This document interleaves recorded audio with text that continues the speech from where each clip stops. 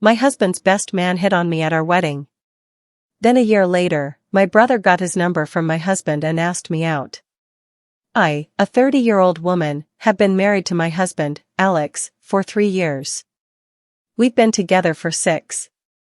Our story began like a classic rom-com. We met at a bookstore, reaching for the same copy of a new release, our hands brushing. Cheesy, I know, but it was electric. We had a whirlwind romance, and a year later, we were planning our wedding. My older brother, Mark, 32, was my best man. He and Alex had been friends since college and were inseparable. Mark was the complete opposite of Alex. He was a social butterfly, the life of the party, and a ladies' man. I was always a bit wary of him, but I trusted him with my life because he was my brother. Our wedding day was perfect. The sun was shining, our friends and family were all there, and I was marrying the love of my life. The night, however, was a different story. The reception was in full swing, and everyone was dancing and celebrating. I was getting a drink at the bar when I felt a hand on my back. It was Mark. "Hey, you look amazing," he said, his voice a little too smooth for my liking. "You're a vision in that dress." I thanked him, a little uncomfortable, and tried to excuse myself, but he kept talking. "I'm so happy for you, but I can't help but think, what if I'd met you first?" My heart skipped a beat, and I immediately recoiled. "Mark, what are you talking about?" "I'm marrying your best friend." He just laughed and shook his head. I know. But you and I have a different kind of chemistry, don't you think?" I was completely taken aback. I had no idea what to say. I just stared at him, my mind racing. I couldn't believe he was doing this on my wedding day. I quickly made up an excuse about needing to go to the bathroom and scurried away, my heart pounding in my chest. I didn't tell Alex what happened. I didn't want to ruin our wedding day, and I hoped it was a one-time thing, a stupid joke he made because he was drunk. A year passed, and I did my best to forget about the incident. I focused on my marriage, my career, and building a life with Alex. Our relationship was great, but I always had this nagging feeling in the back of my mind. I couldn't shake the memory of Mark's words, and I started to feel a strange tension between us. He'd call me sweetheart and babe in front of Alex, and when I'd shoot him a look, he'd just smirk and say, "What? Can't a brother show his sister some love?" I tried to brush it off as his weird way of being, but it felt more like he was testing the waters, seeing what he could get away with. Then came my 31st birthday. Alex had planned a surprise party for me, and all our friends and family were there. It was a beautiful night, and I was having a great time. Toward the end of the night, I was on my way to get some cake when my phone buzzed with a text message. It was from an unknown number. "Hey, it's Mark. Got your number from Alex. We need to talk." My stomach dropped. I immediately felt a wave of anxiety wash over me. I couldn't believe he would do something like this.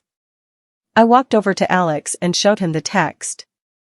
His face went from confusion to anger in a split second. "What the hell? Why would he text you from a random number?" I explained to him that Mark had asked for my number from him, and he had given it to him, thinking he just wanted to wish me a happy birthday. Alex, clearly flustered, said, "I'm so sorry, babe. I had no idea." I told him I was going to call Mark to see what he wanted. I walked outside, took a deep breath, and dialed the number. He answered on the first ring. "What the hell, Mark? What is this?" I asked, my voice shaking. "Relax, calm down," he said, his voice as smooth as ever. "I just wanted to see if you wanted to get a drink sometime. I've been thinking about you a lot lately, and I just can't get you out of my head." I was speechless. I couldn't believe what I was hearing.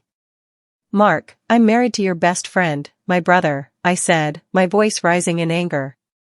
"What is wrong with you?" He laughed. I know. But you and I have a connection, a spark, that you and Alex just don't have. He's a great guy and all, but he's not me." I was so disgusted I couldn't even form words. I hung up the phone and walked back inside, my mind a whirlwind of emotions. I immediately told Alex everything, from the wedding incident to the phone call. Alex was furious. He immediately called Mark, and they got into a huge fight. Mark denied everything, saying I was overreacting and that he was just joking around. Alex wasn't having it. He told Mark he was no longer his best friend and to stay away from me and our family. Mark didn't stop there. He started to text and call me nonstop. He would send me photos of us from when we were kids, reminiscing about our childhood. He would send me love songs and poems, telling me how he felt about me. I would immediately block his number, but he would just get a new one. It got so bad that I had to change my number and block him on all social media. This was when I realized what was really happening. This wasn't just a drunken mistake or a joke. My brother, my own flesh and blood, was trying to break up my marriage. I told my parents everything, and they were horrified. They immediately confronted Mark, but he just denied everything and said I was lying to get him in trouble. My parents, however, knew their son. They told him they were disgusted with his behavior and that he needed to get professional help. Mark refused, and they cut him off financially and emotionally. He was no longer welcome at any family gatherings, and they told him that he was on his own until he got his act together. The drama didn't end there. Mark, in a fit of rage, started to spread rumors about me and Alex.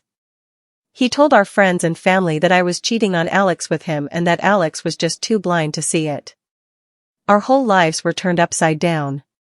Our friends and family were divided, and we had to constantly defend our marriage and our sanity. We went to therapy, both individually and as a couple. I learned to set boundaries and to not let Mark's words affect me. Alex learned to trust me and to not let his anger get the best of him. We both realized that we were strong enough to get through this together. It's been 6 months since the whole ordeal, and things are finally getting back to normal. We still have a few friends and family members who believe Mark's lies, but we've learned to let them go. We've realized that the people who matter will always have our backs. As for Mark, he's still in the wind. No one has heard from him, and no one knows where he is. I sometimes wonder if he's okay, but then I remember all the pain he's caused me, and I know that I made the right decision. This whole experience has taught me a valuable lesson. It has taught me to trust my gut, to always communicate with my partner, and to never, ever, let anyone, no matter who they are, get in the way of my happiness.